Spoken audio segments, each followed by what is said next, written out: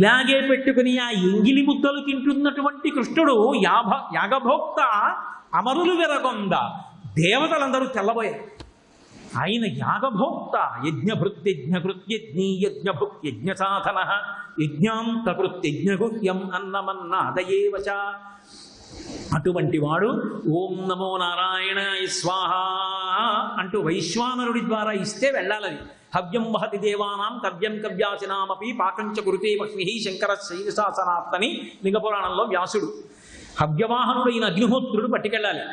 అగ్నిహోత్రుడి ద్వారా హవిస్సు ఇస్తే తినవలసినటువంటి యాగభోక్త దేవతలు తెల్లబోయేటట్టుగా ఆ ఆవుల్ని దూడల్ని తోలేటటువంటి పరికరాలు చంకలో పెట్టుకుని ఎంగిలి అన్నం తింటుంటే అమరులు వెరగొంద శైశవంబు వెరిసి చల్లి కుడిచే సద్దన్నం తిన్నాడు. పోనీ అది కూడా ఇవాళ వండిన అన్నం కాదు. నాకు చెప్పండి, ఆవులు దూడలతో సాన్నిహిత్యం పెట్టుకున్నటువంటి కృష్ణ పరమాత్మ అంత సౌలభ్యంతో కిందకి నిలబడినటువంటి అవతారం ఇంకొకలా మీకు కనపడుతుందా?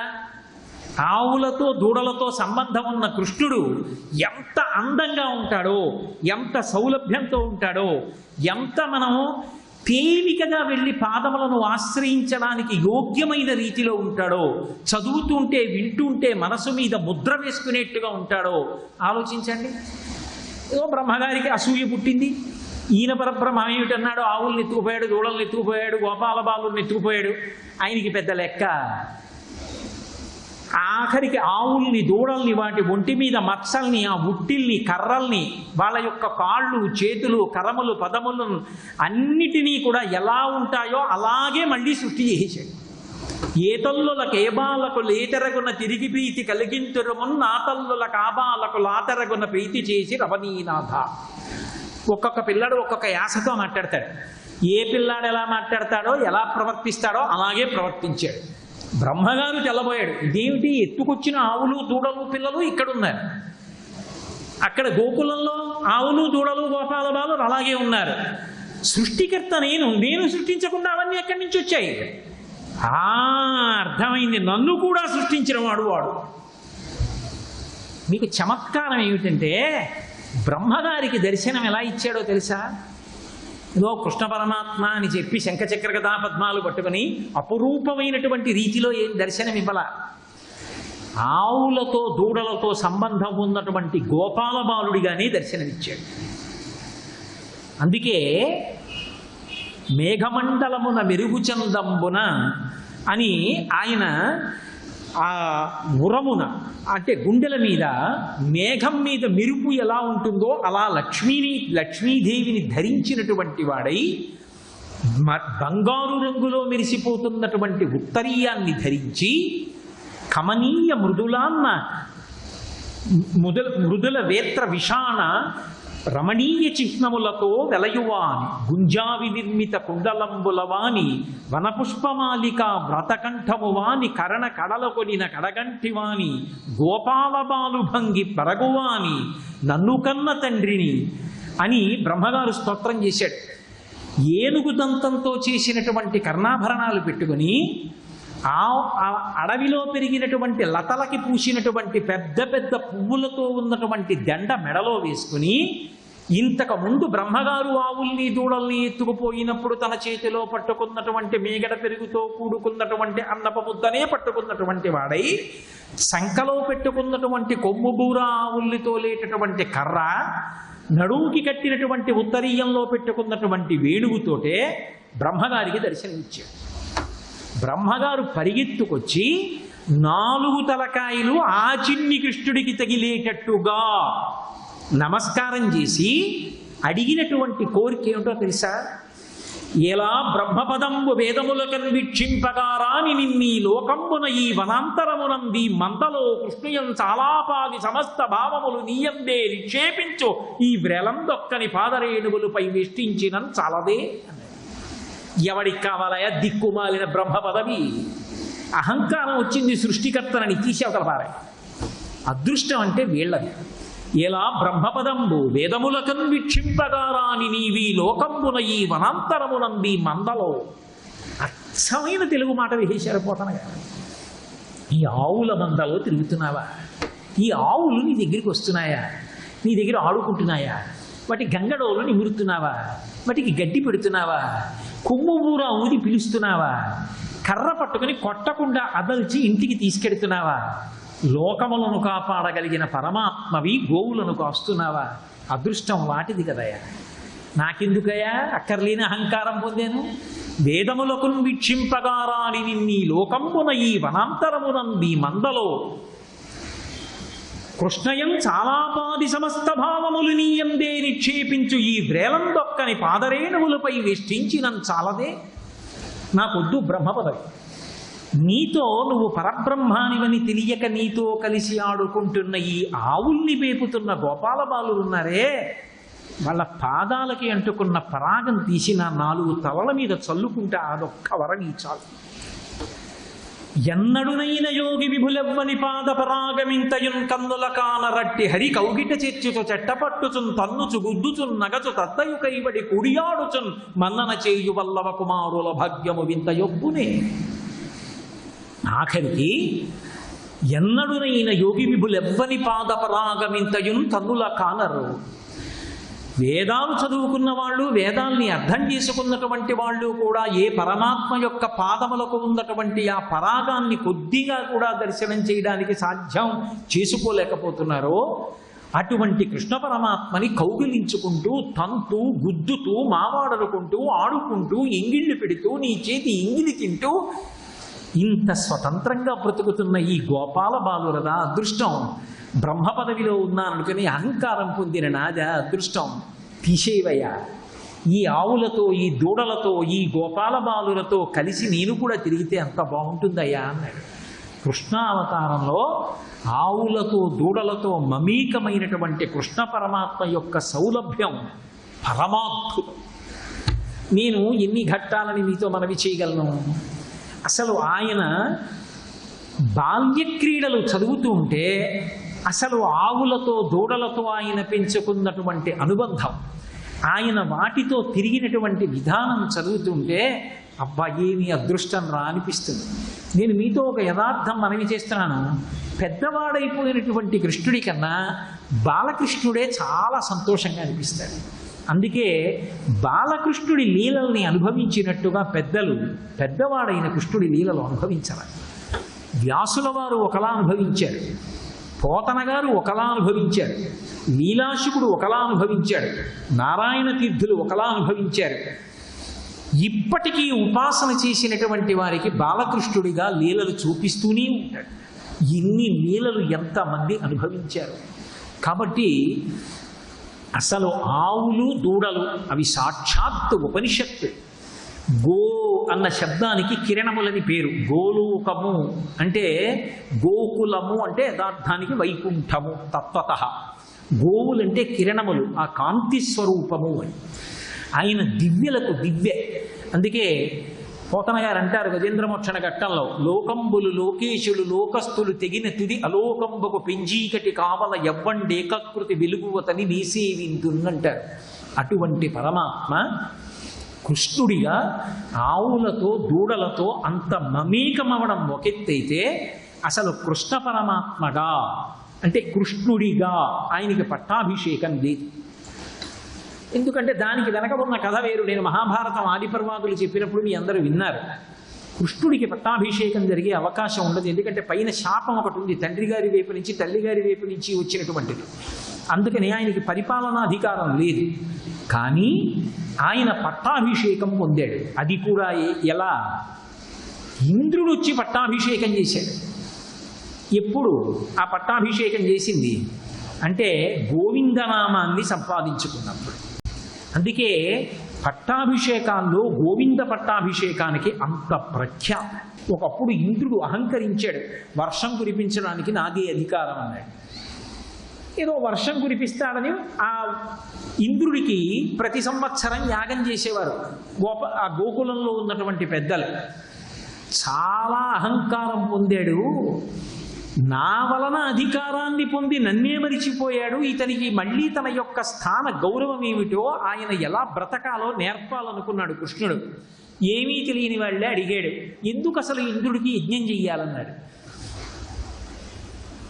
వాళ్ళన్నారు మఖము చేయ వజ్రి వది సంతసించును వజ్రి సంతసింప వానకురియు వానకురిసి గసము వసుమతిపై పెరగు గసము మేసి ధేను గణము బ్రతుకు. మళ్ళీ ఆవులతోటే సంబంధం. మనం ఇంద్రుడికి యజ్ఞం చేస్తే ఇంద్రుడు వర్షం కురిపిస్తాడు, వర్షం కురిపిస్తే గడ్డి పెరుగుతుంది, గడ్డి పెరిగితే ఆవులు తింటాయి, ఆవులు తింటే బాగా పాలిస్తాయి, పాలిస్తే మనకు ఐశ్వర్యం పెరుగుతుంది. ఆయన ఓ పెద్ద సిద్ధాంతం చెప్పాడు. ఇప్పుడు అది అవసరం లేదనుకోండి. ఎందుకని అంటే ఇంద్రుడికి బుద్ధి చెప్పడం కోసం చెప్పి ఆయన అన్నాడు, మన కంటి ఎదురుగుండా కనపడుతున్నది గోవర్ధనం, అది గదు గడ్డిస్తోంది కొండ, ఆ కొండకి యజ్ఞం చేయండి అన్నాడు. ఇంద్రయాగం మాకు తెలుసు, గోవర్ధనానికి యజ్ఞం ఎలా చేయాలన్నాడు. ఆయన అన్నాడు, ఇంద్రయాగంబునకేమేమి తెప్పించు రవియల్ల తెప్పింపుడరసి మీరు పాయసము అపూపంబులు సైదపు పిండి వంటలు పప్పును వలయు పాకంబులు వండపంపుడు మధుర రసాన్నములు పెట్టి ధేను దక్షిణలు బ్రాహ్మణులకిండు హోమంబు చేయుడు అచలురై పూజ చేయుడు అచలమునకు అధమ చండాల సొనక సంతతికి సగిన భక్ష్యముల నిండు పశువులకు గసవులు మరిచిపోడు. యజ్ఞం చెయ్యండి, బ్రాహ్మణులకి భూరి సంభావనలు ఇవ్వండి, మధుర రసాన్నములు పెట్టండి, ఆవుల్ని దూడల్ని కూడా విడిచిపెట్టకుండా అన్నింటికీ కూడా గడ్డి పెట్టండి. ఎవరు ఏం తింటారో అది వాళ్ళకి పెట్టండి, కడుపు నింపండి. ఆఖరణ తీసుకెళ్లి పదార్థాన్నంతటినీ గోవర్ధనం దగ్గర పొయ్యండి. వినుడీ శైలము కామరూపి మనలన్ మన్నించు ఆజ్యాన్నముల్వనమిప్పించిన ఆహరించు కలులను భంజించు. ఆయన కామరూపి కొండనుకుంటున్నారేమో, మనం పోసిన అన్నం తింటాడు, కల్మష హృదయుల్ని భంజిస్తాడు, మనందరినీ ఆశీర్వదిస్తాడు. రెండు అన్నాడు, తీసుకెళ్ళాడు, ఆ పదార్థాలన్నీ పోశాడు. ఆ గోవర్ధనానికి గిరి ప్రదక్షిణం చేస్తున్నాడు, అరుణాచలానికి శ్రీకాళహస్తికి ప్రదక్షిణం చేసినట్టు. ప్రదక్షిణం చేస్తున్నప్పుడు కూడా వాళ్ళందరూ ఎప్పుడూ కృష్ణుడి గురించి ఆలోచిస్తారు. అందుకే వాళ్ళందరూ కూడా కృష్ణుడి మీద పాటలు పాడుతున్నారు. పాటవమున తేరులెక్కి బహుదానములను పాటల గంధులు పాటలు పాడిరి విరోధి పాటనుడు అనుచును. కృష్ణుడి మీద పాటలు పాడుతున్నారు. ఆవులు దూడలకి ఎంత సంతోషం అంటే కృష్ణుడు ఉంటే పొగరెక్కిన మూపురములు తెగగలమా లంబులు శైల దేహంబులు భూ గగనములు నిండు రంకెలు మిగిలు మెరసి ధేనుగణము మెల్లన నడిచాను. పెద్ద పెద్ద ఆబోతులు రంకెలు వేస్తూ కృష్ణుడు నడుస్తుంటే సంతోషంగా అవి కూడా గిరి ప్రదక్షిణం చేస్తున్నాయి. ఇంద్రుడికి తెలిసింది, నాకు చెయ్యరట యాగం, ఇక నుంచి గోవర్ధనానికి చేస్తారట. కోపం వచ్చింది. పెరుగులు నేతులు త్రావి క్రొవ్వి భువి నాభీరుల్ మదాభీరులై గిరి సంఘాత కఠోర పత్రదలన క్రీడా సమారంభ దుర్భరదంభోళిధరున్ పురంధరులను పాటించి పూజింపక గిరికిన్ పూజలు చేసిరదిపో కృష్ణుండు ప్రేరేపక ఉజ్జత్ సంపదనం వినంద తనయోద్యోగంబునం వెర్రులైవ త్యాగంబు విసర్జనీయమనిరీ మర్త్యుల్ వడిన్వీరు మీ విద్యుద్వల్లులు గప్పి తాళనములను వేధించి గోవుల్ జనుల్ సజ్జో మృత్యువు పొందరాల్కురియుడు ఈ శౌర్యంబవార్యంబుగన్ అన్నాడు. పెరుగులు నేతులు తాగి ఒళ్ళు కొవ్వి కృష్ణుడు చెప్పేట, ఓ గొల్లవాడు, వీళ్ళు నాకు యజ్ఞం మానేశారు, పుష్కళావర్తక మేఘాలకి బంధనాలు తీయండి, పెద్ద పెద్ద ఉరుములతో మెరుపులతో పిడుగులతో వెళ్ళి వడగళ్ల వాన కురిపించండి, గోవుల్ జనుల్ సజ్జో మృత్యువు పొంద అనత్సా ఇంద్రుడు. కోపం వచ్చిన వాడికి హద్దేముంటుంది? క్రుద్ధపాఠం కుర్యాత్క క్రుద్ధో హన్యాద్గురువుదపి క్రుద్ధ పరుషయామాచ నరం సాధు నహిక్షిపేత్ అంటారు వాల్మీకి రామాయణంలో. ఆ క్రోధమునకు వశపడిపోయాడు, గోవుల్ని చంపేసేయండి, ఆ గోపాల బాలురు గోపకాంతలు చచ్చిపోవాలి, వెళ్ళండి అన్నాడు. మేఘాలను విడిచిపెట్టాడు. కటిక చీకటైపోయింది, మబ్బులు వచ్చేసాయి. పెద్ద పెద్ద పిడుగులు ఉరుములు మెరుపులు పెద్ద పెద్ద వడగళ్ళు పడిపోతున్నాయి. దూడలన్నీ కూడా మెరుపుల్ని చూడలేక కళ్ళు పాపం అవి బైర్లు కమ్మి ఇలా ఇలా అని మెడలు దింపేసుకుని అమ్మల పొదువుల చాటుకు వెళ్ళి ఆ తలలు పెట్టేశాయి. ఆబోతులు ఆ జలధారల చేత కొట్టబడి తట్టుకోలేక మోరలెత్తి అంబారావాలు చేస్తున్నాయి. ఆవులు ఇలా కళ్ళెత్తి చూడలేక నీళ్లు వచ్చి లోపలికి కొడుతుంటే ఆ మెరుపుల వంక చూడలేక పిడుగుల ధనులు వినలేక చీకాకులెత్తి తలలు ఊపి ముందు రెండు కాళ్ళల్లో తలలు పెట్టుకుని అవి అస్థిమితంగా కదిలిపోతున్నాయి. ఇంత పెద్ద వాన అకస్మాత్తుగా ప్రారంభమయ్యేటప్పటికి ప్రదక్షిణం చేస్తున్నారు గోపాలబాలురు గోపకాంతలు. ఈ ఉరుములు ఈ మెరుపులు ఈ యశనుల ఘోషములను ఈ జలధారల్ నియానమున్నిరుంగము కుయ్యాళింపగదయ్య గుణరత్ననిధి. ఏమిటి ఉరుములేమిటి, మెరుపులేమిటి, పిడుగులేమిటి, వానేమిటి, వడగళ్ళేమిటి, కృష్ణా మమ్మల్ని కాపాడన్నారు.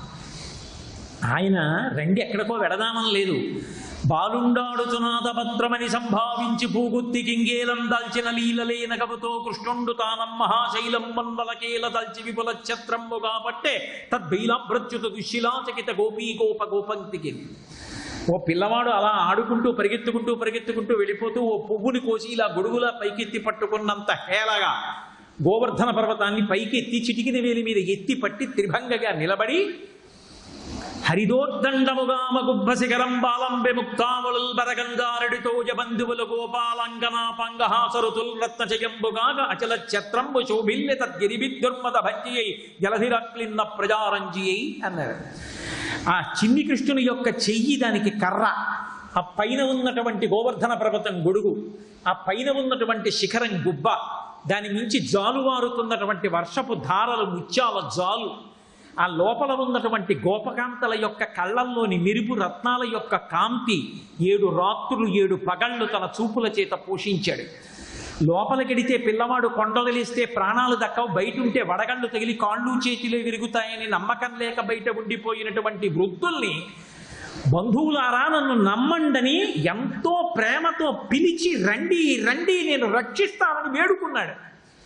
బాలుండీతడు కొండ దొడ్డది మహాభారంబు సైరింపగాదాలండోజని దీని కింద నిలువంచింతింపకాబోలది శైలాంబోనిది జంతుతం జత ధరా చక్రంబు భయపడ్డ నాకేలల్లాడదు బంధులారా నిరుడీకృతం ప్రమోదంబున.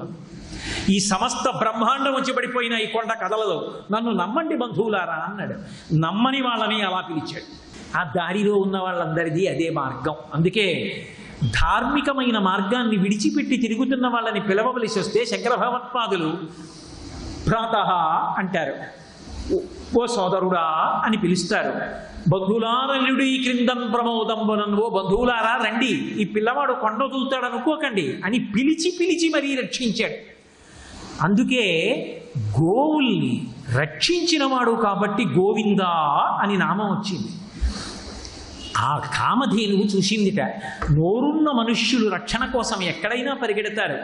నా జాతికి చెందిన ఆవులు దూడలు ఎద్దులు అంత పెద్ద వర్షం పడుతుంటే ఇంద్రుడలిగి రాళ్లవాన కురిపిస్తే ఆ చిన్ని కృష్ణుడు గోవర్ధనోద్ధరణం చేసి నా జాతిని కాపాడాడు, గోవులను కాపాడాడు కాబట్టి గోవిందా అన్న నామంతో పట్టాభిషేకం చేస్తానని బయలుదేరి ఇంద్రుడు బుద్ధి తెచ్చుకొని సురభిక్షీరములం సురద్విప మహాసుండాలతానీత నిర్జర గంగాంబువలం నిలింపజననీ సన్మౌని సంఘంబుతో సురనాథుండభిషిక్తు చేసి పలికెన్ సొంపార గోవిందుండం సురణాక్రాంత విపక్షతోచిత జలాక్షం సాధు సంరక్షణ.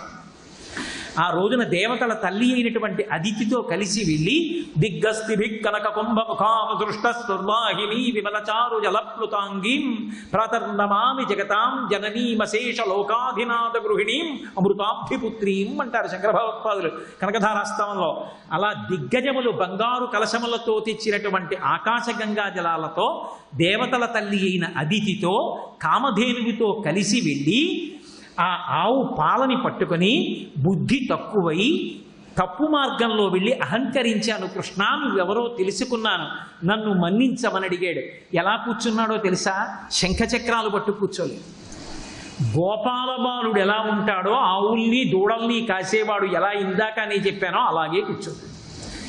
ఆ పిల్లవాడికే ఈ కామధేనువు యొక్క పాలు పోసి దిగ్గజములు తమ తొండములతో తెచ్చినటువంటి ఆకాశగంగా జలములు ఉన్నటువంటి ఆ బంగారు కుండలను చేత్తో పట్టుకుని జలములతో అభిషేకించి గోవులను కాపాడిన వాడివి కాబట్టి గోవిందా అని పిలిచాడు. గోవిందా అన్న నామంతో పట్టాభిషేకాన్ని పొందాడు.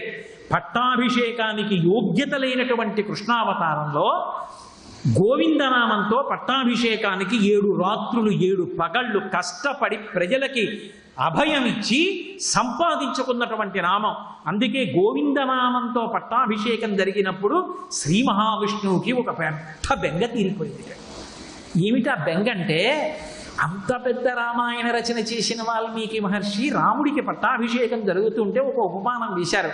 వసవో వాసమం యథా అన్నారు. వసువులు ఇంద్రుడికి అభిషేకం చేస్తే ఎలా ఉంటుందో అలా ఉంది పట్టాభిషేకం అన్నారు. కొంచెం చిన్న ముచ్చుకున్నట్ట రాముడుగా వచ్చినవాడు విష్ణువేగా.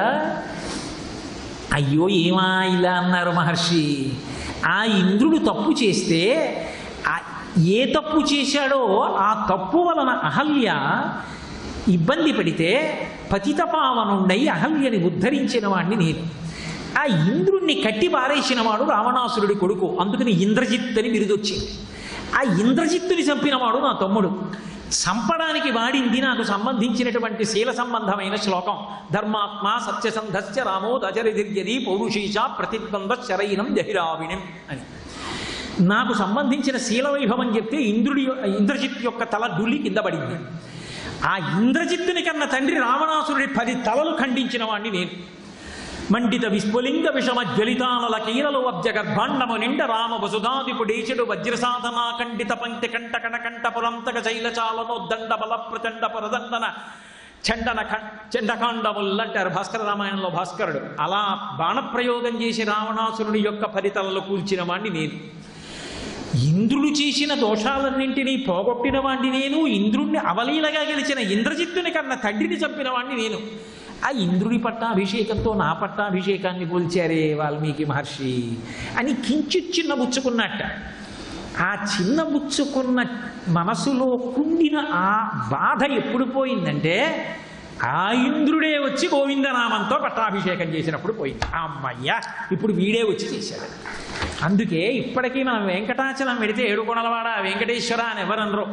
గోవిందనామముల్ గొంతెత్తి పాడుచు కొండెక్కు భక్తుల గుంపులొకట, తల తీసి ఇత్తుమా ఇలవేలు పంచును తల వెంట్రుకలనిచ్చు ధన్యులొకట, స్వామిని దర్శించి సంతోషమాగక పరవశులకు పుణ్య పురుషులొకట, స్వామి ప్రసాదము కన్నుల కొద్దుకొని ఆస్వాదించు భక్తుల గుంపులొకట, ఏది ఎయ్యడ విన్నను స్వామి మాటే ఏది ఎయ్యడ చూచిన స్వామి రూపే స్వామి నటించుచుండు ఈ శైలమందు అన్నాడు ఒక కవి. గోవింద గోవింద గోవింద అన్నిటికీ గోవింద ఎక్కుతూనే ఉంటారు. గోవిందేతి సదా స్నానం, ఆ గోవింద నామం చెప్తే స్నానం చేసినట్టే. అందుకే మంచికి చెడుకి గోవిందనామం అలా అలవాటైపోయింది. శంకర గోవిందనామాన్ని లోకంలో ప్రచారం చేసినటువంటి మహాపురుషులు శంకర భగవత్పాదులు. మీరు బాగా గుర్తుపెట్టుకోవాలి. గోవిందనామాన్ని ప్రచారం చేసిన మహాపురుషులు శంకరాచార్యుల వారు. భజ గోవిందం గోవిందం భజ మూఢమతే. ఓ మూఢమతి గోవిందనామం చెప్పరా గోవిందనామం చెప్పరా గోవిందనామం చెప్పరా అని ప్రచారం చేసింది శంకరులు. హర హర మహాదేవ శంభో శంకర, నమ పార్వతీపతయే హర హర మహాదేవ, ఇది ప్రచారం చేసిన వాడు జ్ఞాన సంబంధన ఆయన. అందుకే మంచికి చెడుకి ఆ గోవిందనామంతో మనం మమేకం అయిపోతాం. పసిపిల్లవాడు పుట్టాడా గోవిందా గోవింద అని అమ్మ జోదలు పెట్టిస్తుంది. ఎవడో ఒకడు ఓడిపోయాడా గోవింద కొట్టేశాడండి అంటాం. వెళ్ళిపోయాడు ఎవడో పైకి ఎత్తేస్తున్నారు గోవిందా గోవింద అంటారు. భోజనాలు మొదలు పెట్టచ్చు అనాలా, భోజన ప్రారంభకాలే భగవన్నామస్మరణ గోవిందా గోవింద మొదలు పెట్టండి. మధ్యలో ఎవడో సంతోషానికి పద్యం తెరవడం మొదలు పెడతాడు, అక్కడ వరకైతే పడలేదు కీర్తన మొదలు పెడతాడు. మిగిలిన వాళ్ళ భోజనం అయిపోతుంది, ఆయన ఉండిపోతాడు, పంక్తి లేవడానికి లేదు, హెచ్చరిక చేయడానికి. భోజన మధ్యకాలే భగవన్నామస్మరణ గోవిందా గోవింద, నీ పప్పవలేదు వాళ్ళ పులుసు కూడా అయిపోయింది. అందుకని భోజన మధ్యకాలానికి వచ్చాడు, తిను, ఇంకా నువ్వు కీర్తన నాకు మిగిలినవి విను. అందుకని గోవిందా గోవింద అందరూ లేవచ్చా? నిలబడిన వాడు చూసి భోజన పరిసమాప్త కాలాయ భగవన్నామస్మరణ గోవిందా గోవింద. ఆఖరికి వైకుంఠం క్యూ కాంప్లెక్స్లో గేటు తీయకపోతే గోవిందా గోవింద గోవిందా గోవింద గోవిందా గోవింద కోపం. ఆయన వచ్చి తాళం తీస్తాడు, దిగనే గోవిందా గోవింద సంతోషం. ఎదురుగుండా వెంకటేశ్వర స్వామి దర్శనం అవుతుంటే గోవిందా గోవింద గోవిందా గోవింద, దగ్గరికి వెళ్ళేటప్పటికీ మౌనం, అన్నీ అందులోకి వెళ్ళిపోతాయి. ఆ గోవిందనామంతో మన జీవితాలన్నీ కూడా మమేకమైపోయి అంత గొప్ప నామం గోవిందనామం. అందుకే గోవింద అంటే ఉలిక్కి పడతాట, ఇది నేను కష్టపడి సంపాదించుకున్న నామం, ఎవడు రా పిలిచాడని. ఆ గోవిందనామానికి ఆవులకు దూడలకు అంత దగ్గర సంబంధం. గోమాత తెచ్చి మనకు అందించిన అద్భుత నామం గోవిందనామం. తెల్లవారితే గోవిందనామం చెప్తాం. గోవిందనామం చెప్పుకున్నప్పుడు ముందు కృతజ్ఞత ఎవరికి చెప్పాలి? ఆవులకు దూడలకు చెప్పాలి. అంతవరకు ఎందుకండి? అసలు కలియుగంలో వెంకటరమణుడి యొక్క అవతారాన్ని అద్భుతంగా కీర్తిస్తారు. కలిబాధ మాంప తిరుమల కలియుగ వైకుంఠమనగ గైసేసిన మీ సలలిత కరుణా హృదయము కలలోనను మరువరాదు కన్యదలాక్ష అంటారు. కలిలో ఈ కలియుగంలో కలి యొక్క బాధ మాన్పడం కోసమని మన కోసమని చెప్పి అవతార స్వీకారం చేసి వచ్చి నిలబడినటువంటి పరమాత్మ ఆయన యొక్క రుణం తీర్చుకోవడం మన వల్ల అవుతుందా? స్వామి, కలలోనను మరువరాదు కంజదలాక్ష, నీ ఉపకారాన్ని మరిచిపోమయ్యా. కలలో కూడా వెంకటాద్రి సంస్థానం బ్రహ్మాండే నాస్తికించన వెంకటేశ సమోదేవో నభూతో న భవిష్యతి. సర్వం శ్రీ ఉమామహేశ్వర పరబ్రహ్మార్పణమస్తు.